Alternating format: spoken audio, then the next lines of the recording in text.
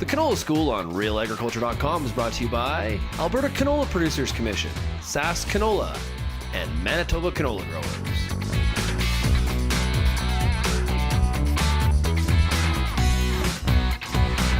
Welcome to Real Agriculture's Canola School series. I'm Kara Oosterhuis. Today we have with us Keith Gabert, who is an agronomy specialist with the Canola Council of Canada. Keith is here to tell us about some of the early season weeds you might be seeing in your canola crop, as well as the importance of managing these weeds at its early stage. So we've had a couple decades now with herbicide tolerant canola. We're actually probably a little lucky, or we don't realize how lucky we are with the weed control options that we have. So with herbicide tolerant canola, we have, I guess probably we'd say we have 4 systems on the prairies that a grower could find access to. That's not including some conventional varieties that are still out there. But it's really important to have early weed removal, or to have the least amount of competition from weeds for your crop as you possibly can. Obviously there's an economic consideration there. We're not going to chase each and every weed, but early weed removal is critical for this crop. It's not very competitive. If the camera could spot it, you'd see the cotyledons just popping out of the ground. And we are on barley stubble, so that's not untypical of this particular area. Cereal crop, barley tends to be fairly aggressive in terms of coming back the next year as volunteers. And some of our systems, one in particular, has a little bit of difficulty as that barley gets really large. So you'll see a tank mix recommendation with a group 1 to assist it there. But most importantly is, if you look behind me, you can start to see this field turning green, and the only green the camera's going to pick up today is probably barley. We've got a bit of weed growth coming.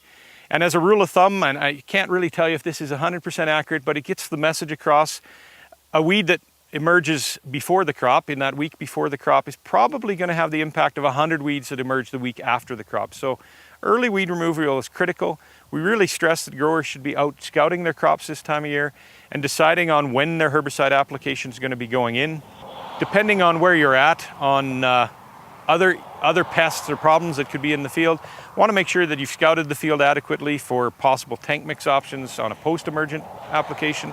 Or if you have flea beetles that you've got a good handle on, is an insecticide warranted? Not that you're just going to throw it in, because we're going to recommend against that, but that you're aware of if it's needed and you don't need to make an extra pass. So early weed removal is really critical for this crop. A lot of growers, I think the majority of the growers, are on a 2-pass system. The predominant weed control packages on the market are a broad spectrum contact herbicide and a systemic herbicide. Both are well suited for a 2-pass option.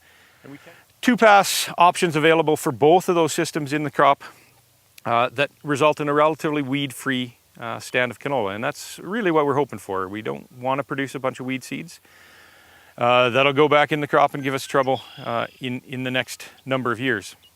One of the things you should be looking for this time of year is just to manage any of the problem weeds, or be aware of the problem weeds that might cause issues either in your canola crop or as influence the herbicide choices that you'll make in the future on those fields.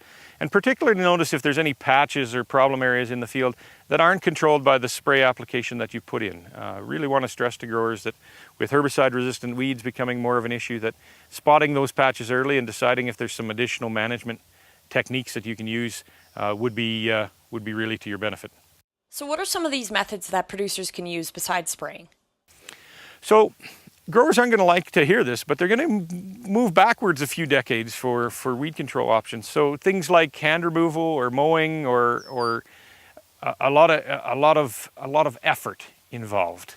But if you find patches, it would be really nice if we could figure out a way not to drag them around the field with your combine. So particularly prohibited noxious weeds likely are only there around the edges or in a small area. So just make sure you're pulling those out. And scouting for anything else that could be going wrong with this crop into the future. So what are some of the most common weeds producers can expect to see in their fields early on?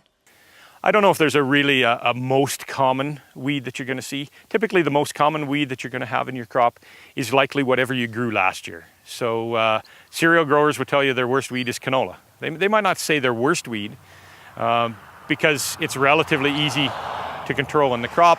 All of your in-crop herbicide options that are broadleaf would tend to control it. So producer weed control decisions are generally driven by the weeds that give them issues.